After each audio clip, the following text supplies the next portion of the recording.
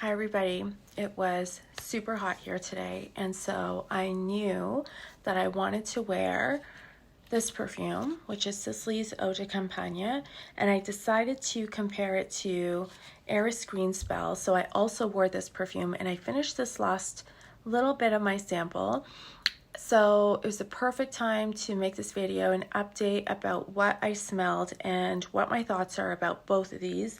On one arm I wore Green Spell, and on the other arm I wore Eau de Campagne. I sprayed pretty liberally, so probably 4 or 5 sprays of each of them. Really, I sprayed this until I finished it, and then I also had the same amount as Eau de Campagne.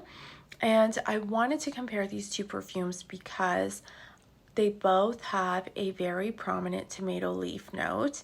And in fact, the first time I smelled Green Spell, it really reminded me of Eau de Campagne because of that tomato leaf.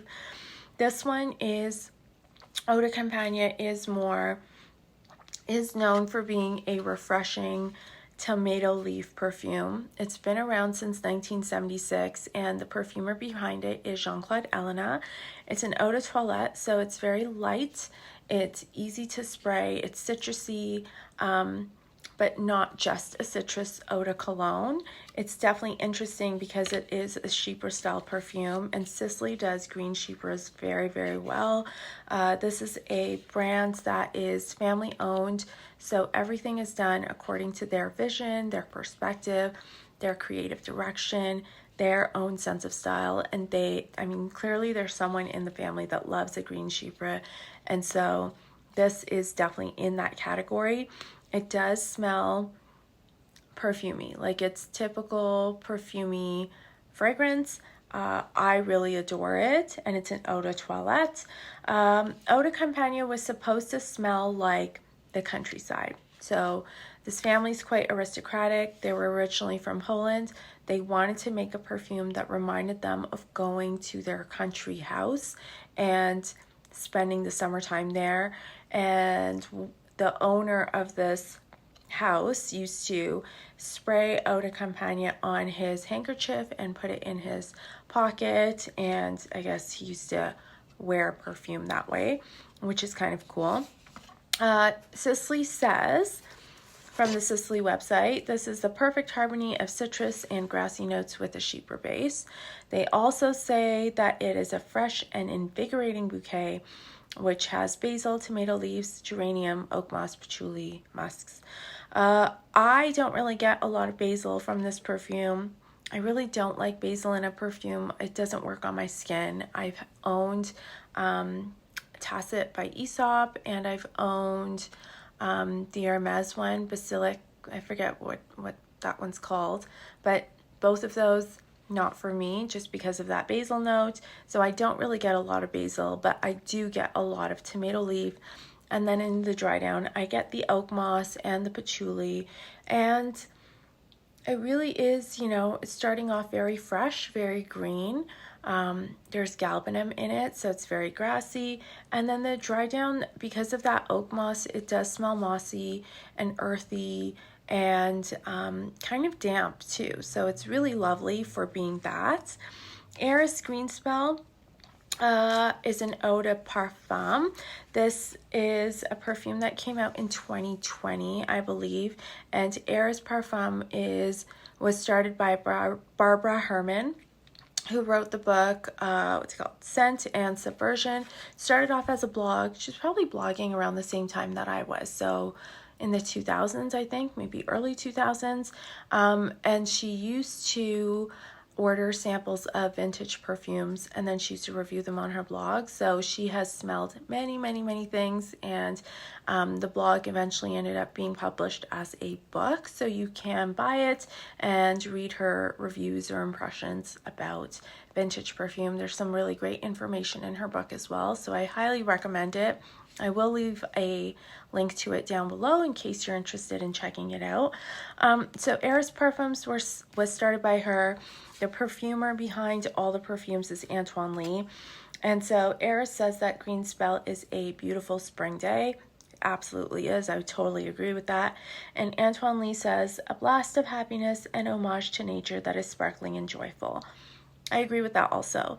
The funny thing is that you could totally say that about Eau de Campagne also, because it is sparkling.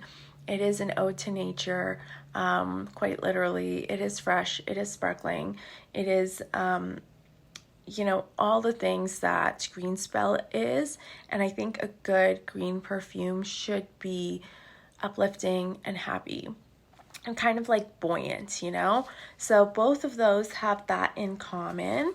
And the other thing that they have in common is that they have really bad lasting power. They just don't have a lot of tenacity, let's say. The listed notes for green spell are mandarin, blackcurrant, galbanum, tomato leaf, and violet leaf. I don't really get a lot of the mandarin, at least from my spray. I think I got like maybe 2 good wears out of that spray, and I think it's a 2 ml or maybe it's 1.5. It's just such a light perfume that you need many sprays of it. And instead of having a mossy base, green spell has a vetiver base, and there's also ambroxan in the base. So that's really nice. I love vetiver. I love the vetiver note. It wears really great on my skin. The ambroxan kind of makes the perfume stick to your skin a little bit more, gives it a little bit of longevity, but not that much actually. It actually turns into a skin scent. I mean, what I like is that they've listed the ambroxan, but there's not an overdose of it, so you don't get like a lot of sweetness or a lot of saltiness. You just don't even realize that it's there, and I think that's the way that it should be. Both of these, what's nice about them is that everything is blended so well that you don't get a lot of anything. You get a lot of tomato leaf for sure. You get some vetiver for green spell, and green spell also gave me cucumber, especially in like the mid to late dry down, like after 4-ish hours. When I smelled my skin, I could smell the cucumber on it, and that's the effect of the violet leaf that's in the perfume, which is kind of cool. Because of the musk, green spell definitely lasted a little bit longer, but both of them are really skin scents, and I think if you had either of them, you would want to respray midday or even change perfumes midday, because you're not going to be able to smell them, especially when the weather's hot or humid. They're really not going to last on your skin. Green spell also has a note of fig leaf, which I couldn't really detect.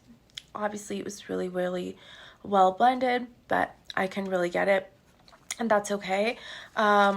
Again, maybe I would need to wear more of it. Both of them, super crisp, super easy to wear. They're light, they kind of evoke a summer garden. They're leafy, they're vegetal, verdant. They almost have a watercolor effect, so you can kind of see through them. You can experience the world through them, and they're not heavy. There's a transparency in both the perfumes. So as you can tell, I really like both of them. I really enjoyed wearing them. What's interesting is that last year someone sent me a sample of Eau de Campagne, and I finished my sample. I really liked it, but I never ended up missing it. I think the same thing is going to happen, honestly. Like I loved this one, and I loved green spell, and I was almost going to get a bottle of green spell, a partial bottle, but I felt like it was priced too high, so I didn't jump on that, and I don't know if I'll really miss it now that it's gone. I really liked it, but I don't know if I'll miss it, so that's something to think about. They both are summer perfumes for me, and it's really not warm here most of the year. Most of the year it is really cold, so I don't even know how much wear I would get out of both of them. It is worth talking about the price. So green spell is $200 Canadian for 50 ml, but it's an Eau de Parfum. And then Eau de Campagne is $195 for 100 ml, and that's on the Sisley website. Or you could get it for $138 for 100 ml at discounters. I also saw there were some other department stores that had it on sale, and they were deeply discounted. So Maybe Eau de Campagne is a little bit more affordable. It's definitely more accessible because Sisley's a brand that's at a lot of department stores. And so if you live in a big city and you don't have a niche perfumery anywhere like I don't, then you should check out Eau de Campagne if you're looking for a great green perfume, or if you're interested in green spell but you can't access a sample of it or a bottle of it. Definitely check out Eau de Campagne because I think they're very, very similar. So yeah, which one is worth it? Like, would you rather spend $200 or would you rather spend $200 on a bigger bottle? That's really up to you to decide. I also think that there's some people that will probably gravitate more towards buying perfume at a department store, and they're just comfortable shopping at a department store. They're, you know, that type of customer. And then there's people that are really just into niche perfume, and they will only buy niche perfume. They don't want to shop at a discounter. They don't want to go to a department store. Maybe they've received bad service at a department store, because honestly, Sisley isn't really a brand that actively tries to attract younger, newer customers. They're kind of one of those heritage brands that really attracts people that have always been shopping there. And, I don't know like how well known they are in like younger perfume circles. So I don't know. Some people are just going to buy Green Spell because they only like niche perfumes. They're not even aware of everything else that's out there. And some people are only going to buy Eau de Campagne. I think both are good. Lovely perfumes, but so similar that it's really hard to choose a favorite between two of them. And neither one of them lasted on my skin for more than 4 hours. I mean, I could smell them if I, really put my arm up to my nose. And I sprayed them at 8 a.m. this morning, but definitely can't smell them anymore. So those are my thoughts. Let me know what you think, whether you have smelled these, tried them, have you compared them side by side? Do you have a favorite? This is the third Eris perfume that I'm trying. I've tried MX and MXX. Actually, I think I've tried one more also. Can't remember which one. And I liked all the ones that I tried so far. I just didn't feel like I need to get a bottle. They are pretty expensive here, I think, for what you're getting. I feel like they're a little bit expensive, but that's just my opinion. Doesn't mean they're not good. And that's it for me. Thanks for watching. Bye-bye.